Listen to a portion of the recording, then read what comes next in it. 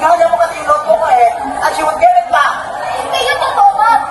Hinahaya mo na hindi na papaalam. Paano kaya mahandle yung mga ganyan? Oo nga, paano kaya? Grabe talaga ang paano kaya? Let's see. Okay, so let's hear both sides sa pahinang paraan. Regarding the muna. Gusto ko lang naman kung kuha yung notebook ko, ma'am. Okay, thank you. Would you like to? Sorry po, I forgot to get it back.